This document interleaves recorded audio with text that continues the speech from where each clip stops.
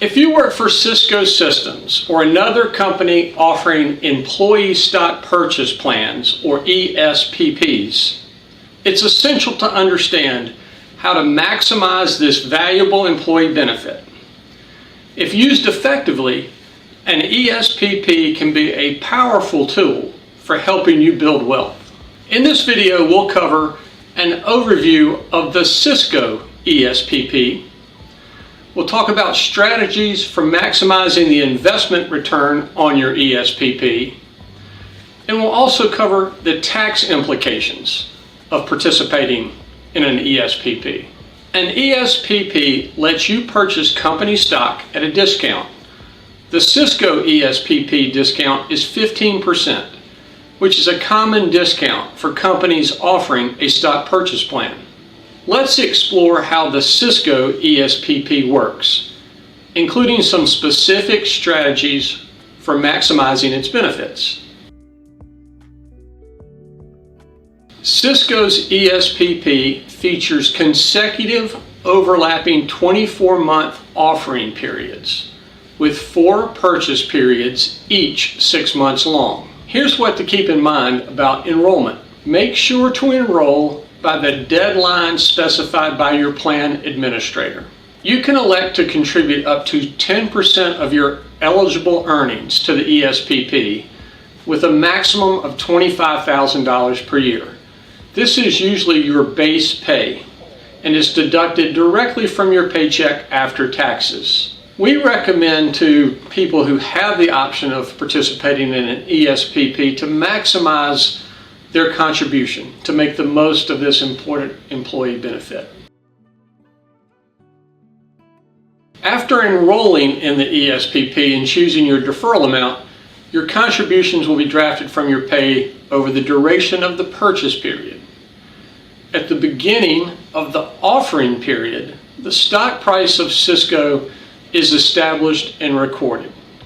This is the stock price on offer date. And in this example, it's $42.60 on July 1st, 2022. The first purchase date is 6 months later, on December 31, 2022, and the stock price on this date is $47.94. Cisco's ESPP has an additional provision that benefits participants called a look-back provision. And this is also common in other ESPP plans.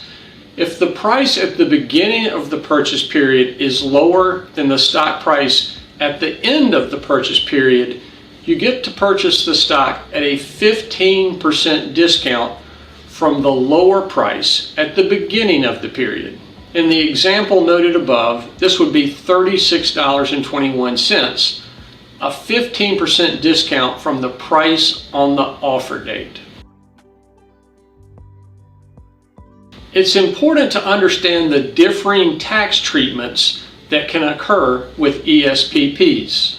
The amount of tax that you'll pay is determined by several factors, including your household income, the holding period of your investment, and that's different than the purchase date and the offer date, the market price of the stock on the purchase date, and of course the sale date, as well as your discounted purchase price. It's easy to see why these can be confusing and overwhelming.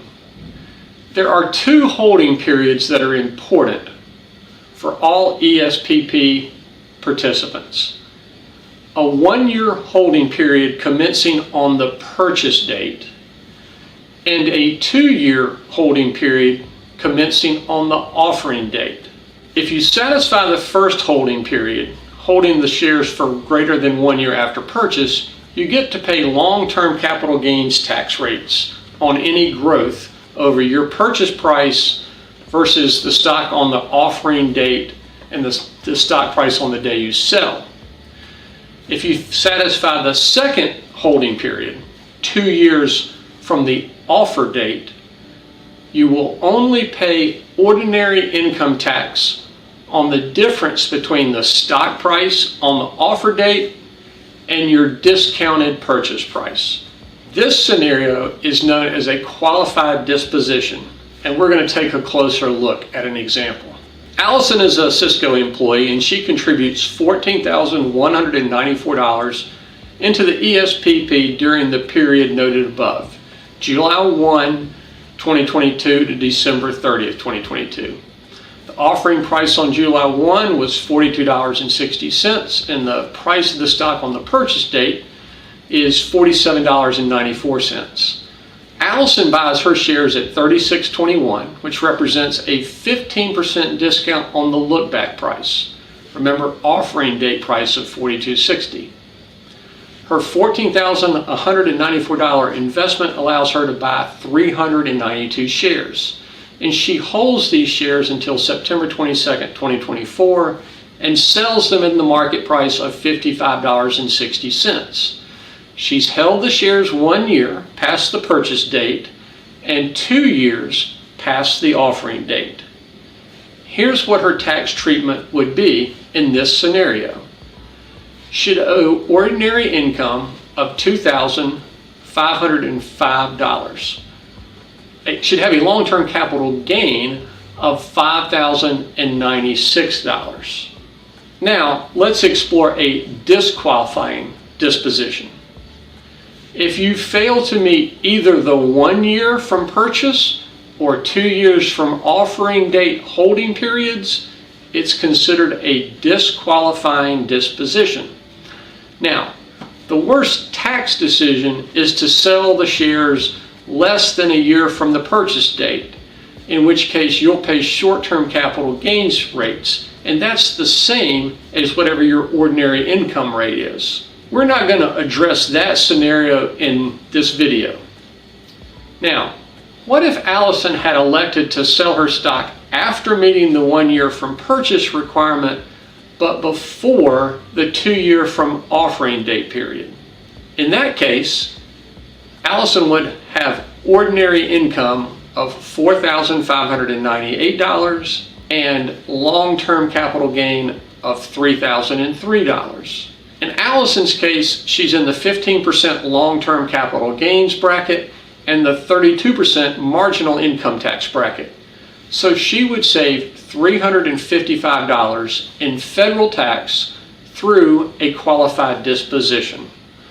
The total amount of tax from the ESPP sale is based on your personal household income tax bracket, which determines the capital gains brackets.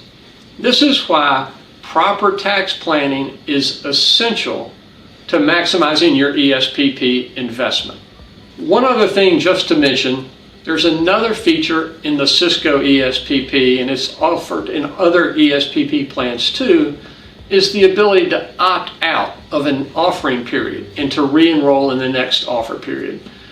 And we won't cover this topic in this video, but it might be appealing if the stock price declines significantly during a purchase period to take advantage of this option. Because tax planning is critical to making the most of your ESPP, we advise consulting with a financial advisor or tax professional to develop a strategy that aligns with your broader financial goals. At Ark Royal, we can help create a balanced financial plan, optimizing your ESPP participation while minimizing the tax implications. We hope you found this video helpful.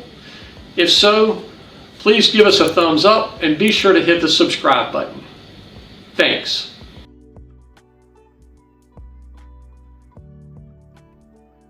If you'd like to learn more about the benefits of working with a truly independent and objective fee-only financial advisor, we welcome the opportunity to talk with you.